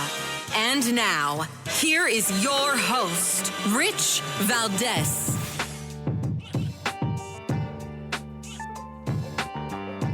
Hi there, good evening, and what's up, America? I am Rich Valdez, Valdez with an S, at Rich Valdez on all of the social media. Welcome to the Friday night edition of the program. I'm here with you till 1 a.m. Eastern time, and it's beginning to look a lot like Christmas around here. And if you want to join the show tonight, feel free. 833-482-5337, 833-4-Valdez is the phone number. Of course, this is the third and final hour of the program where we call it Open Phone America. We take calls from listeners all over the country that call in to share their 2 cents on the stuff that we're talking about. And we've talked about a bunch of things tonight. We've discussed financial freedom with Matt Sapaula. That was a really interesting conversation, his approach to becoming a millionaire and managing wealth. We talked about predators, child predators that are out there, you know, meeting with kids on Roblox and online, Facebook, and other types of platforms where they think they're connecting with a little girl that's 11 or 12 years old, and turns out these 50-year-old men are really meeting with a decoy, and they get caught out there, and sometimes they get arrested. And that was a fascinating conversation that, you know, nothing new. It just amazes me that it's still going on, and it's not as isolated as we think. And, of course, we talked about the economy with Steve Moore, and that was a pretty robust conversation in that there's a lot to discuss when it comes to the economy. While jobs continue to remain stable, the wage growth is not. And that's a problem, causing people to find more and more work because they can't earn more in their current jobs. And the cost of living is obviously going up while wages have not kept up with the rate of inflation. So that was also a really eye-opening conversation that ultimately led to me hating most politicians, right? Because of the way they spend like drunken sailors. And no offense to the drunken sailors. So we're going to get to your calls momentarily. I see that there are a few people on hold. I just wanted to kind of give you a rundown of some of the things we're talking about. Sandra Day O'Connor, Supreme Court Justice, first female Supreme Court Justice, dead at 93 today. May she rest in peace. And George Santos, the congressman from New York, is now the 6th member of Congress ever to be expelled from the House of Representatives, and he wasn't even found guilty of anything yet. I guess for his sake, I guess it's weird to say, right? I hope they do find him guilty, so at least it wasn't for nothing. And if they don't find him guilty, then, you know, maybe he can have a shot at running again. Who knows? I just think it's so crazy that they would be so quick to do this, but that's where they are. That's what the politicians opted to do, and Republicans were all on board with it. So that's what we've got there. Then there is there's a funny story coming out of Kenya. Funny in so much as funny like, not funny, haha. This woman, 70 years old, she gave birth to twins. Now, I didn't know that was happening at 70, but scary to think, you know, imagine I'm 70, right? And I'm with my my wife, and I don't have a wife, but let's presume I have one by 70. And I say, oh, my gosh, you know, hey, how's it going? Oh, my gosh, I'm pregnant with twins. Just imagine the shock of being 70 and having children. I've got a brother in his 60s, and he's got little kids, but his little kids are like 7, 8 years old now. He's not 70, and he's not having twins right now. He did have twins, but he was 55 or something when they were born. So 70's quite a stretch. Anyway, we're going to get to your calls and more straight ahead. Again, the phone number, 833-482-5337. And let's go to Gil. Gil is one of our faves, a longtime caller of the program. Used to call when it was Larry King. Then he called throughout the Bohannon years, and he is stuck with us, with me here on the program. Gil, welcome, sir. Oh, thanks for taking my call. Is it audible? You bet, Gil. A couple of things. When I was in the Army, I was part of the National Security Agency, as was your predecessor, Jim Bohannon. And I worked at the school that was in Massachusetts, a few miles from Boston. And my boss graduated from Harvard College in 1950 with Henry Kissinger. They were acquaintances. I don't think they were close friends, but they were acquaintances in the same class.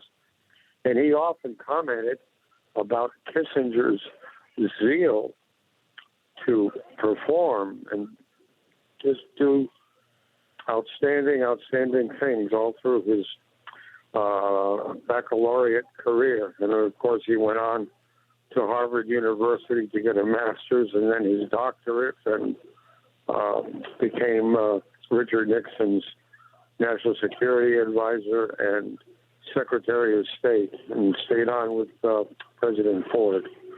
But he was quite a guy, and I actually have a Henry Kissinger joke. Go ahead, let's hear it. But it's kind of in Spanish. My Mexican friends like to tell it. When You're Henry gonna have to Kissinger translate it got so everybody married can get it. for the second time. Oh, you'll get it. Got married for the second time. He and his new wife, Nancy, took their honeymoon at a small resort near Acapulco. This is all true. And the word was put out not to disturb them unless it was a national crisis. Well, lo and behold, there comes a national crisis. So they get a hold of the people in the Mexican government who had the contact information.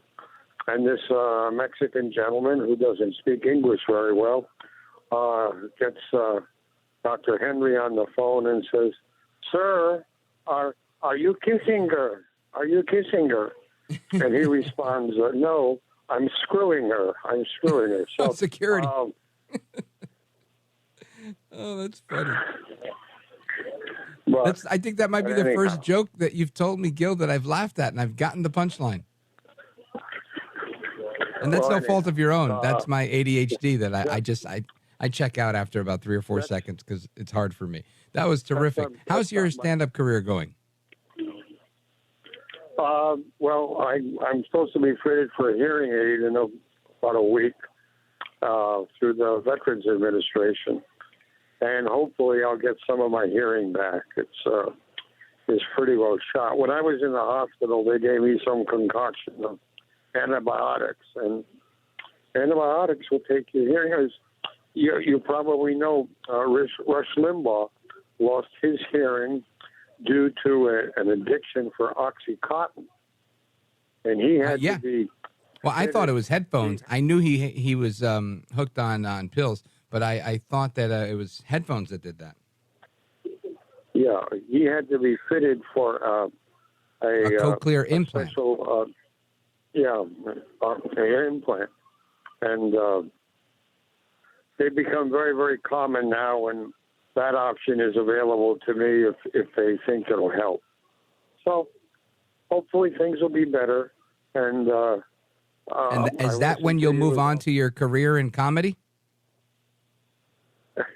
Well, I don't know about a career in comedy, but I get a few good zingers. I had some of my jokes that Jim really liked, but sometime I'll tell you the American Legion joke that he thought was pretty good. But anyhow. Thank you, brother. Great to hear from you, Gil. I hope you had a great Thanksgiving. I'm glad to hear that you're good spirits and you sound healthier. And if I don't talk to you again, have a great Christmas. But hopefully you'll call in a few more times before then. Yeah, well, I'm very lucky. I have a wonderful family here who, during this crisis, took very, very good care of me. My wife's a nurse, and she stayed with me in the hospital the whole time that I was there, almost a month, making sure that the other nurses did their job. So. Oh, man, you're great, Gil. Thank you for the call, brother. Folks, we're coming right back to the rest of your calls and more. Don't go anywhere. This is America at Night with Rich Valdez. Call now, 833-4-VALDEZ. That's 833-482-5337. 833-4-VALDEZ. That's Valdez with an S.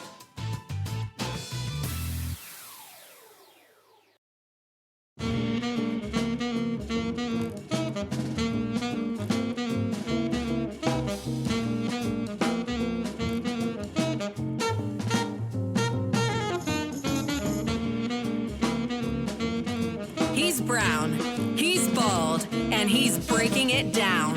It's America at Night with Rich Valdez. Call now, 833-4-VALDEZ. That's 833-482-5337. 833-4-VALDEZ. That's Valdez with an S. All right, America, welcome back. We continue our third and final hour of the program straight till 1 a.m. Eastern time. And earlier I mentioned, by the way, that's Open Phone America, 833-482-5337, 833-4-VALDEZ. And I just wanted to talk about this because I'm really taken by it. 70-year-old woman in Uganda has given birth to 2 twins after receiving fertility treatments that made her one of the world's oldest new moms. Safina Namakwaya delivered a boy and a girl on Wednesday via C-section at a hospital in the capital of Kampala, where she'd been receiving in vitro fertilization treatment.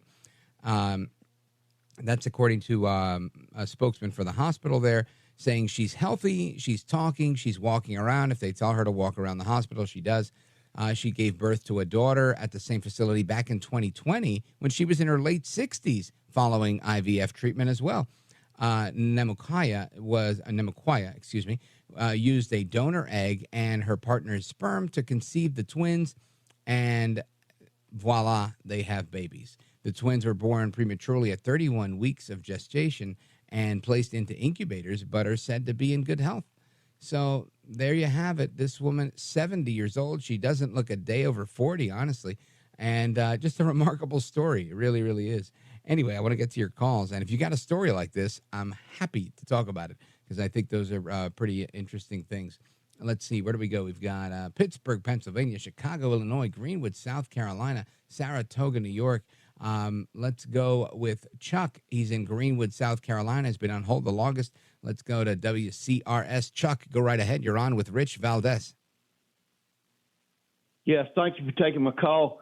I just wanted to comment on the speaker you had a little while ago with the issue with the pedophiles, and I think the work they're doing is great.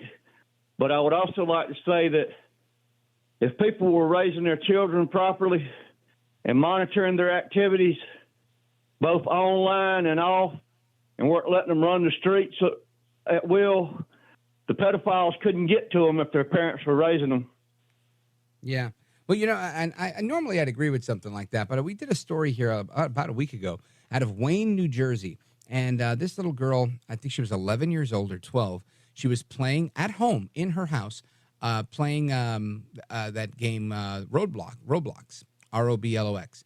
And those things connect to the internet right from her house. And somebody who said that they were also a little kid convinced her to go outside. And as soon as she went outside, she was abducted. And I don't know if she went out to her yard or front yard or side yard, I don't know all the details. I know she disappeared, and they were eventually able to catch the guy who kidnapped her. And the guy was, a grown man who was being a predator, looking for these kids. And thank God the police were able to catch up to him and get her back to her family. But it makes me think this girl was at home. And, I would tend to think, I have 2 daughters. They're older now, 18 and 22. But when they were little, I've let them play around with back then it was the Nintendo DS. And my thinking is if you're home in your room and I'm in my living room and, let's say you go to the yard with the dog or something, I try to keep an eye on them. But I think that's a perfectly normal scenario where these predators are even getting them, right when they're at home. And that is a very prevalent problem. But I agree with you. There are too many people that are very lax in how they take care of their kids, and they let their kids do anything online. But I think it's also at a point where it's out of control. It's very difficult for kids that are 10, 11, 12 years old who see a picture of another kid that's 10 or 11 or 12 years old, and to think that this is actually a grown man that wants to harm me. And as much as you could tell them, don't trust them. If you don't know them, don't talk to them. Stranger danger has been a thing forever. And I think these predators have been around equally as long. But thank you, Chuck. I appreciate the call. And you're right. It's a problem. We've got to be more vigilant than ever because those predators are more vigilant than ever. Let us continue. Where do we go from here? Let's go to Diane, Chicago, Illinois, WGN. Go right ahead. Hi, Rich. I just wanted to preface mine by saying that all of that, whatever you were talking about with the pedophiles, I'm not able to follow that because I'm calling at 11 p.m. and I don't hear you until 1 a.m. We're on delay in your market. Right. Sure. So it'd be the equivalent of 3 a.m. for me, where I'm on now. But yeah, I wanted to say also condolences about your brother. That was a recent death, right, with your Marine brother? Yes, yeah, just a few weeks ago. Yeah, Thank you. That's surprising to hear, and you're carrying on okay without him. I mean, you don't live together, but I'm just saying. No, he lived in Long Island. Yeah. And he lived a fantastic life. He really, really did well. He did really well in a business that he owned, got out of that business, and then happened to hit the lotto for millions of dollars. And he really he was already very successful. So he really enjoyed, he was retired from his 40s, and he's probably spent the last 20 years just really enjoying life. So it was one of those things where it's like, you know what, I'm glad he did what he did, living life as vigorously as he did. I guess, he maybe some part of him knew, he was here for a good time, not a long time, but he definitely enjoyed himself, and I'm happy about that. He was in the Marines? Yeah, he was in the Marine Corps. That was before, though. Oh, and he won okay. Well, that's an interesting story. And again, my condolences. And then I wanted to say about Jesse Smollett. I live in Chicago. And I was heartened to hear on the news that the appeals panel has, affirmed the court his sentencing for 150 days in jail. Of course, the lawyers are going to be... He's going to whip him into shape with whatever money he has, and people don't all have that kind of money, and I guess he probably has some kind of money for the lawyers, but they're going to be scrambling now, trying to do, and they're not going to get anywhere, is what I say. And if I do say so myself, I predicted. I mean, I'm not a lawyer, but I like the law. I mean, interested in reading those cases and things. But they ruled correctly. Well, it was 2-1. But they ruled that he has to, the 150 days sentencing stands, because even though I don't have TV, I try to keep up with the news, and I go and watch YouTube and whatever on the library computers. So I'm, I have Yahoo and all of that, and Gmail and Twitter too, or X. Right. Anyway. Well, I think we're all keeping our eyes peeled to see what goes on there, and hopefully justice will be done, and Smollett will, pay the price for what he's done. Thank you, Diane. Big shout out to Diane calling in a little bit early on WGN out of Chicago. And we continue with the rest of your calls and more this Friday evening. I'm with you for another half hour. Give us a call, 833-482-5337, 833-4-VALDEZ. Coming right back.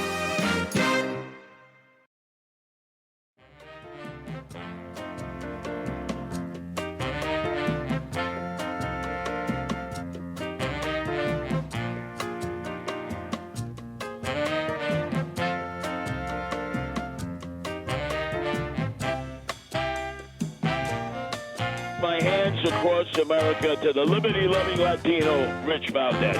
This is America at Night with Rich Valdez. Call now, 833-4-VALDEZ. That's 833-482-5337. 833-4-VALDEZ.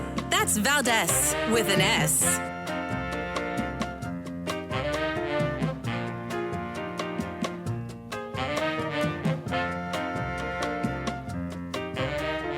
Well, I'll tell you what, it's deja vu all over again with that flurry of lies. This is a guy that says the Biden administration is not lying to the public about the border. They go to the White House briefing room every day. They say the border's secure. They are lying to you. We know that that's not true. Gavin Newsom is lying to you when he says somehow I supported these things, which I didn't do. He's also lying to you about what it's going to take to solve this problem. California is a sanctuary state. They thumb their nose at federal immigration law, and this has real consequences. Governor Ron DeSantis from Florida, he's in a debate with Governor Gavin Newsom of California yesterday, and he's 100% right. This is where it gets very tricky because states have rights to defend themselves against an invasion, and they try to on occasion, but oftentimes it gets overturned when it gets to court because ultimately the jurisdiction of immigration falls on federal authorities, and it's a tough one. It really is a tough one here. So Texas has done a lot, right? They're under attack. There's an onslaught of people coming across the border from Mexico into Texas, and they're trying to defend their state, but they're limited by law. And they've put buoys out, and that's gone both ways and the other way. They've put razor wire, and that's, back and forth in court. And as of today, the U.S. Court of Appeals for the Fifth Circuit rejected Governor Abbott's request to reverse a lower court's finding that the floating barriers were illegal. So these buoys that are out there to try to create this floating barrier to prevent people from crossing the Rio Grande into Texas are now deemed illegal, and Texas has to remove these buoys that are on the Rio Grande River. And that sucks for them, right? It was a 2-1 decision in the U.S. Court of Appeals for the 5th District. They upheld the lower court's finding that these were illegal. And I guess hopefully Ken Paxton and the state of Texas will be able to maybe get this one more shot to bring it to the Supreme Court and see if they could do anything. I don't see it happening, but maybe they can. Maybe they'll make the case that this is in fact them exercising their duty as officers of that state to defend the state under an invasion, especially when their federal government is being non-responsive to said invasion. Now, again, it makes sense when you and I talk about it on the radio, but they've got to be able to make this case in court. And I don't know if it's going to happen, but it's just it stinks to see it happening, right? To see that the legal system is telling Texas you can't keep people out of your state. Texas is saying, look, we can't have all these people here. It's even a pass-through, right? They're not even all staying here. They jump on these buses and trucks and whatnot that are being provided by non-governmental organizations, NGOs, these nonprofit groups, and then they just push these people right into the rest of the interior of the country, different states, different cities, and voila, that's how this operation's running in the dead of night. Sometimes DHS is putting them on planes that they're commandeering and, just filling up. It really is quite remarkable to see what's happening. We're all seeing it, those of us that see it, and it's never happened before, and I'm hopeful that it'll stop at some point, but it's just remarkable that it's happening, and nobody seems to bat an eye. It really is a scary time. Anyway, let us continue with your calls. Let us go to Phil calling from Pittsburgh, Pennsylvania on KDKA. Go right ahead, Phil. How you doing, Rich? I'm doing great. Thank you, sir. I just wanted to make a comment about finances. I think that what the universities do as far as lying to people and charging way too much for tuition, and then the young people, they get in this huge debt that they can never get out of, is totally wrong. Oh, tell me more. Where do you think the fault lies with the buyer beware, like the customer getting into a debt of multi-thousands of dollars that they can't afford, or is your contention that it's the evil bank being a predator? Yeah, to me it just seems like a form of predatory lending. I see it all the time, like people that graduate from the universities and they can't get a job above these hourly positions, and I just think it's crazy. Me too. But I would think they knew that going in. I've told my children, there's no way we're making this stuff back. This is not an investment. This is us putting a bunch of money into your education so that you can be smart. But it's definitely not some sort of career prep that you're gonna spend $48,000 or for this year and next year or whatever it is, and think that you're gonna just automatically make all this money back. That used to be the case with higher education, post-secondary education. I just think now that's not the case.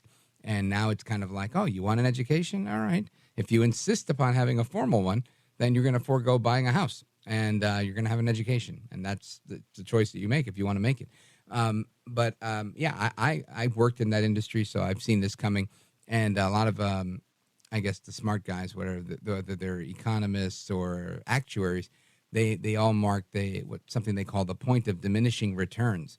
And I feel like we're there with education, higher education. We've reached that point of diminishing returns on many career fields, right? If you go to school for psychology or something like that, I don't know that you're going to make your money back. I just don't think so. Maybe in other fields you might, like nursing or something like that. You might be able to, maybe make $150,000, $170,000 a year and grow from there.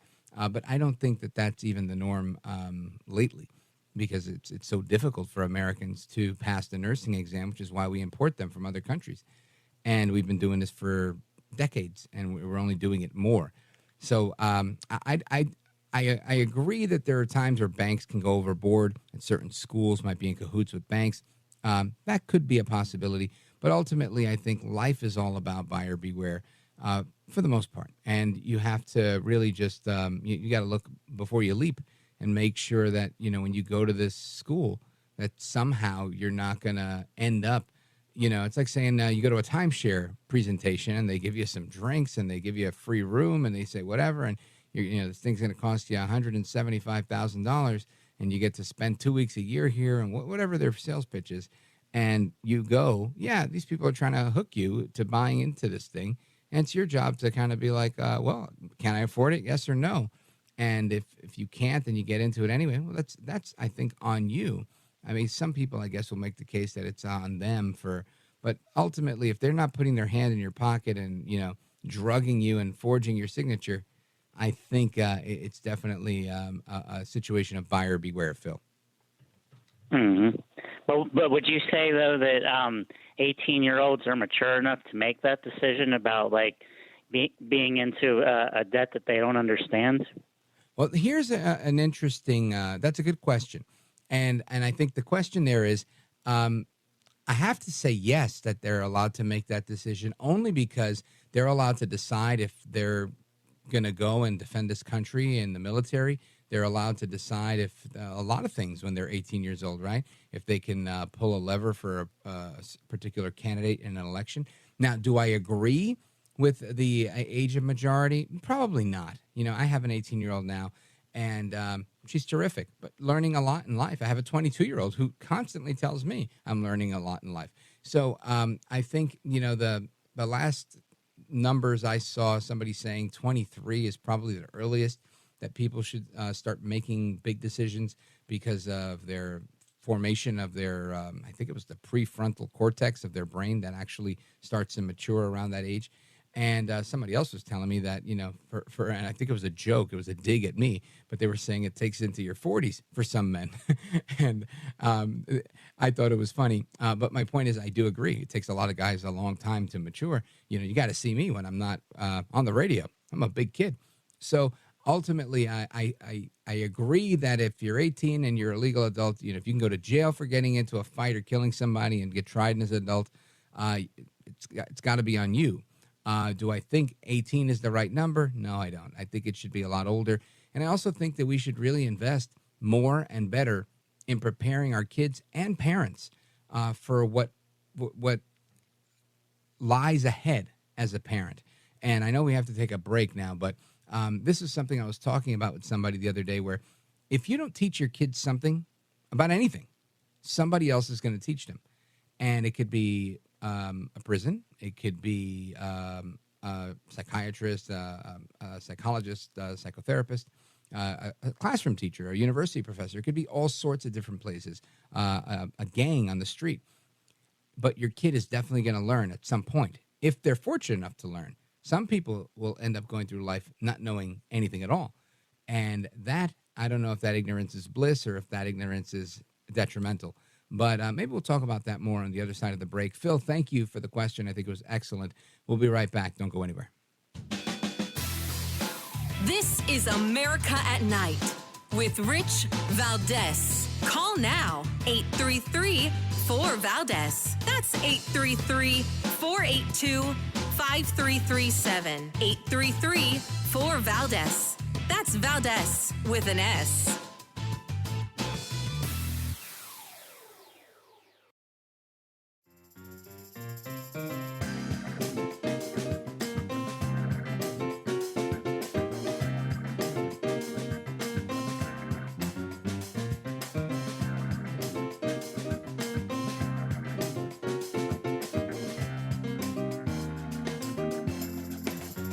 is America at Night with Rich Valdez. Call now, 833-4-VALDEZ. That's 833-482-5337. 833-4-VALDEZ. That's Valdez with an S. All right, America, welcome back. You know, I love being able to do some old school talk radio. This is some old school talk radio where we throw out whatever topic and we still talk to people. We're still live. We're still national. And I love that. I really do. I don't know if you do, but I know I do.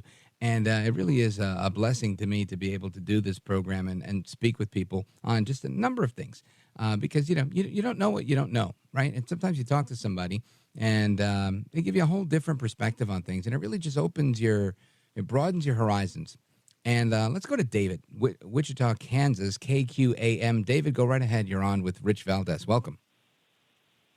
Oh, great. To hear your voice, Rich. You make my day when I get to listen to you. Oh, thank you, sir. I wanted to share an opinion with you and see how far I might be off the mark. I've listened to, I think you had a gentleman on today that was a financial person. And Steve then Moore, I hear, okay. And he gave a little bit of advice about maybe buying gold, what have you. And I hear all these commercials on TV about buying silver, gold. Okay, that's all fine. Myself, I have plenty of silver. It was more like an investment maybe 10 years ago. And if I cashed out today, I'd make a pretty penny. Okay, fine. Yeah. But when they all preach about you're buying it for when the bottom falls out in this nation and you're going to need it, well, I think the last time, and you'll have to correct me if I'm wrong here,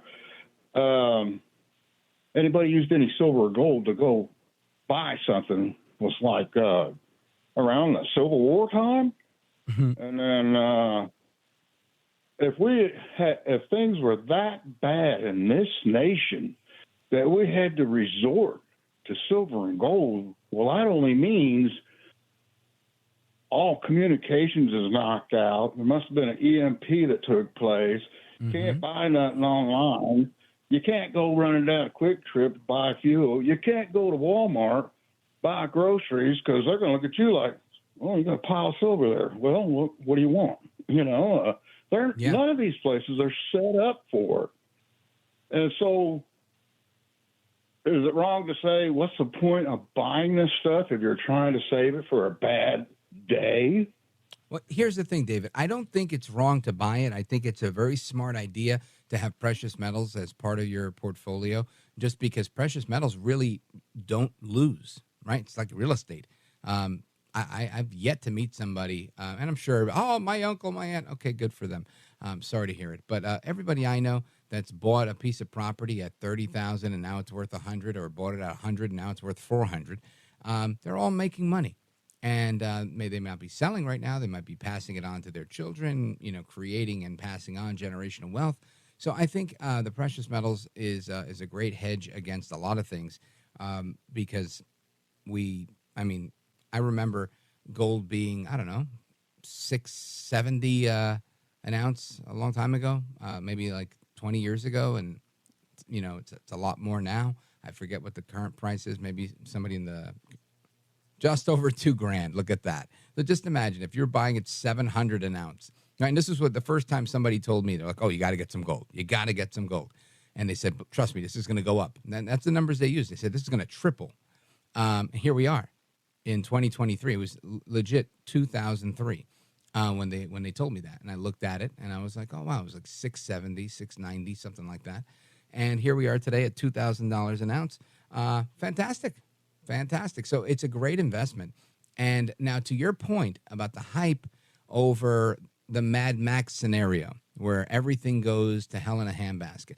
I've never been a fan of this, but there's a lot of people that love it. They love to feel this sense of fear. It's almost like a roller coaster. People that like to go on roller coasters and feel that thrill rush. There are people that want to tune into a radio program like this one and hear me saying, folks, you got to get your gold. This is it. This is going to be it. The dark days of winter. It's coming to an end. Get ready. Make sure you have ammo. Make sure you have water. Make sure you have supplies. You need all those things. You should always be ready. But it doesn't mean it's happening today or that I need to live my life in that fear. That I reject. Be ready, but be happy. Thanks for the call, David. Coming right back. This is America at Night with Rich Valdez.